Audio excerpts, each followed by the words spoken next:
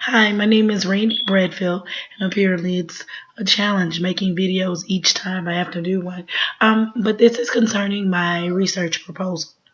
My research proposal was on the effects of religiosity on marital stability, the length of a marriage, so long-term marriages. So in this research, I was able to find a lot of information. I had to change it a little bit because I had to make a distinction between religion and religiosity. Religion or being religious is more considered like being a Christian, Islam, but religiosity is more or less the practices of your day-to-day life, which is like possibly going to temple, going to church, prayer, we even down to the way that you eat or just your moral standards. And again, please forgive my voice. I'm under the weather. Been that way for a while. That's why this video has been a challenge. And I also have to make sure I get it done in less than 5 minutes because it doesn't want to transfer for some reason. But anyway, taking up time. So here, my hypothesis, and with breaking it down and just what the way that a couple that shares a similar spiritual, their spiritual day-to-day basis practices. Excuse me. For those that share similarities or have homogeny, I always mess that word up. For those that share that, my hypothesis is that regardless of the level of their religiosity, because of the common ground that they have and the foundation that they have a more satisfying marriage, which leads into marital satisfaction, which leads to a lengthy marriage, long-term relationship. Now, I do know that there are other factors that play into that, and I had to look at that and understand that those would come into effect and probably would affect my research, such as education, financial status, children, of course, even health, like if there's a sick spouse or something within the marriage. And I know looking at that does not necessarily, I found quickly that my limitations would be, of course, participation in my study period. But also if one spouse seems to not be as satisfied as the other one, and it may be the other factors that play into it.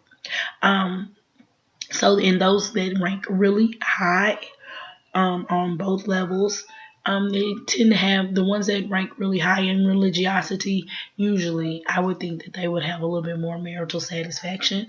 But again, that's all. That was my hypothesis, and I did know that I would come into this with some limitations. Okay, so for as far as my probability sampling, I looked at systematic random sampling, and that kind of played into how I wanted to obtain my data. So I looked into like questionnaires, and then I saw that there were different types of questionnaires, kind of like the ones that I were on our test this week, for the Likert and the other one, which was right there, the somatic one.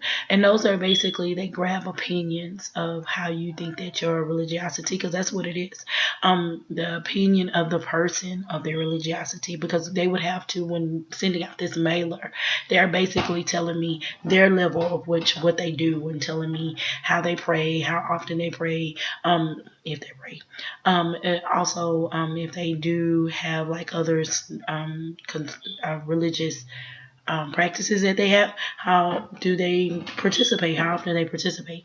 So all of it's kind of opinion of how you see yourself. So it is based on how the religious or the spiritual person believes themselves to be.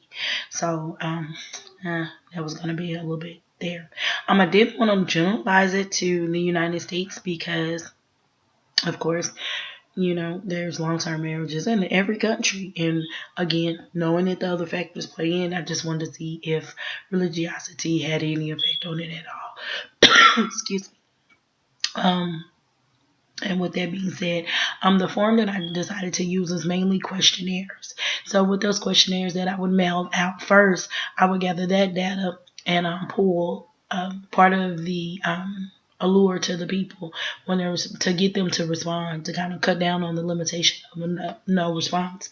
Basically offer them some form of counseling, offer them the opportunity to come to a conference, and when coming to that conference, then they would have to do, I wanted to do observations, interviewing, so basically have questions. With all of these, I understood that any questionnaires that I would do, or any interviews that I would get, that there would be the double barrel questions that basically would be too loaded, where they would cover too much information, and I probably needed to bring them down a little bit. Also, I looked at, with me looking into different backgrounds, and there was going to be limitations, of course, to the United States, depending on how the study is being performed. Um, you know, financial limitations. But I was looking at also the fact that what me words and how I would have to write out the how the questionnaires would be handled, because I want to make sure that a word that means one thing to me may not mean the same to somebody else. So you'd have to also look into any verbiage and stuff like that would be very important. So and one of the things I thought I had answered in my paper, but I guess I didn't, um, was just how would I use this as a counselor, this information that I would obtain. So just understanding what the work that a couple who's been married a long time, as far as their religious practices, what that puts into their marriage, that would help me with a couple who may be struggling with some things, sharing with them how the foundation of sharing similar practices. It's kind of the compassion factor is what I call it. Not to say that people who don't share, a common religious background don't have compassion, or don't, are not religious people, so to say, have any compassion, but just trying to see how that plays into how they're handling certain things, like the death of a child, or, any, maybe even the infidelity, those type things. So it's not to say that those that are high in religiosity would have any more marital satisfaction than those that don't, but that's what I'm trying to find the common ground between and see if there's any effects there.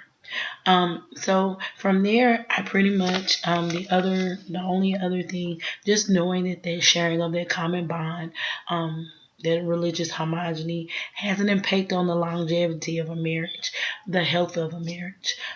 That's what I wanted to look into as a counselor, because using that as an intervention in a session would be awesome, to tell them how their love for their, whatever their religion is, how their love for that religion has been the cornerstone to how their moral fiber, I guess, is more or less what I'm trying to say.